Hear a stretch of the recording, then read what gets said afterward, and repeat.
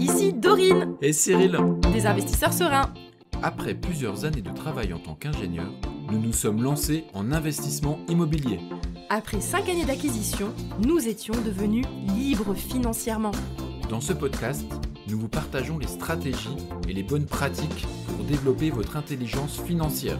Dans le but non seulement d'être plus riche sur le papier, mais avant tout pour devenir plus libre et plus heureux. Alors, ouvrez grand vos oreilles et préparez-vous à atteindre vos objectifs. La vérité qui dérange, est-ce le bon moment pour investir ? Hello les investisseurs sereins, j'espère que vous allez bien. Aujourd'hui, j'avais envie de parler de timing. Quand est-ce que c'est le bon moment pour investir ou pas ? Parce que j'entends trop souvent des personnes qui se trouvent des excuses pour ne pas passer à l'action en disant que oui, ce n'est pas le bon moment d'investir actuellement en immobilier pour X raisons économiques, de conjoncture, de prêts bancaires, de je ne sais quoi, d'alignement des planètes à l'extérieur d'eux. Et donc, c'est forcément le mauvais moment d'investir parce que, tu l'entends bien, dans les médias, l'immobilier va s'écrouler, c'est terminé. Il fallait mieux investir il y a 5 années, maintenant, pour moi, c'est trop tard. Alors ça, vraiment, en général, quand on a ce discours-là, c'est qu'on n'a absolument rien compris à l'immobilier et qu'on va se trouver des fausses excuses parce qu'on a absolument peur d'investir en immobilier. Ce qui est clair et net, c'est que l'immobilier, c'est un business qui fonctionne et qui fonctionnera toujours.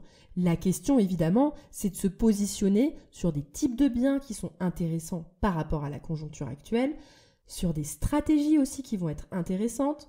Quand je dis stratégie, ça peut être peut-être la location courte durée, la location longue durée, en fonction évidemment du contexte économique, ça c'est clair, mais il y a toujours une solution pour trouver un bien qui va être rentable pour nous. C'est comme si quelqu'un il dit « Ah bah c'est pas le moment d'ouvrir un restaurant ».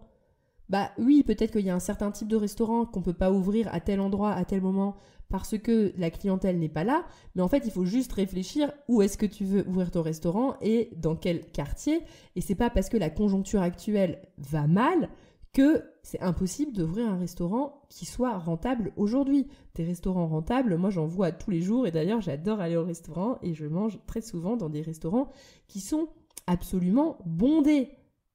Donc, en fait, ça sert à rien de dire « la conjoncture va pas bien ». La question, elle n'est pas là en fait. La question, elle est « quelle est la stratégie qui va être pertinente pour que ce soit rentable ?»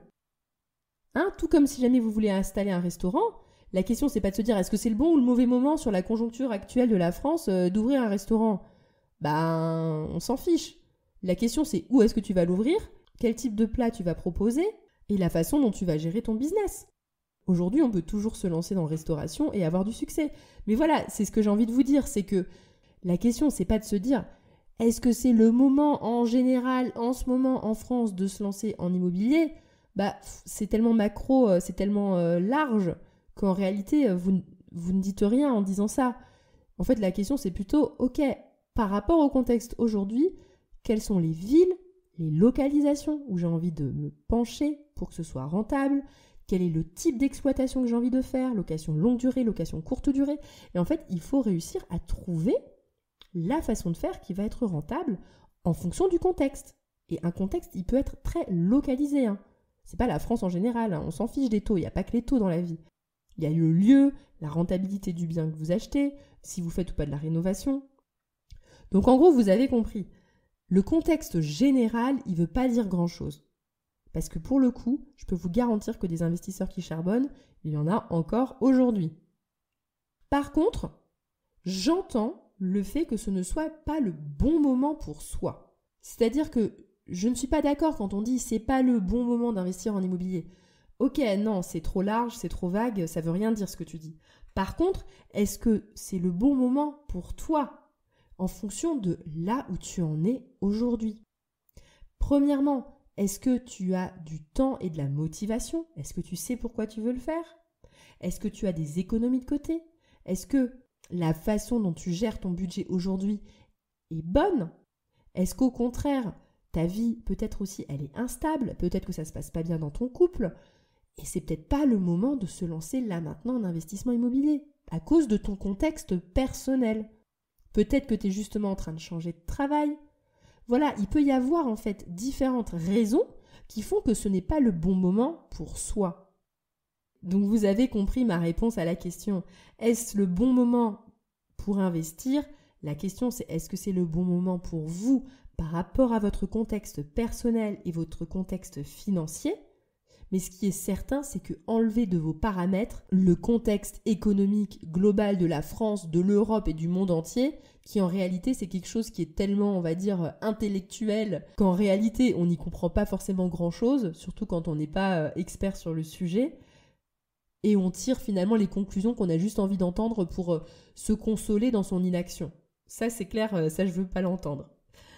Voilà, donc réfléchissez si c'est le bon moment ou pas pour vous pour investir. Et si jamais c'est le cas, peut-être que vous avez envie d'être accompagné par Cyril et moi pour vous booster tout au long des 12 prochains mois pour réussir votre investissement immobilier. Sachez que l'on va arrêter de recruter des membres pour le Club des investisseurs sereins à partir de la fin de ce mois de juin. Donc si jamais vous avez envie de nous rejoindre, c'est le moment les amis. Là pour le coup, c'est vraiment le moment parce que on est à un tarif, je considère comme très intéressant par rapport au nombre du coaching et du suivi que l'on fait dans le Club des investisseurs sereins.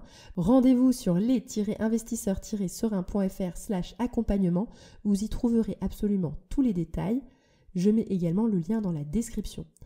Comme vous le savez, nous, on vit de notre immobilier uniquement. Le Club des investisseurs sereins, le podcast des investisseurs sereins, c'est vraiment du plaisir. Pour que ça reste un plaisir, on veut avoir un nombre limité de participants et c'est aussi pour ça qu'on a décidé de fermer les portes là le 30 juin. En tout cas, je vous aurais prévenu, à partir de la semaine prochaine, j'arrêterai de vous en parler. Ayez en tête que si jamais vous procrastinez, c'est peut-être la solution pour vous, pour que l'on vous booste et que vous alliez de l'avant sur votre investissement en mettant toutes les chances de votre côté. Voilà, je vous souhaite à tous une excellente journée et à bientôt. Ciao, ciao.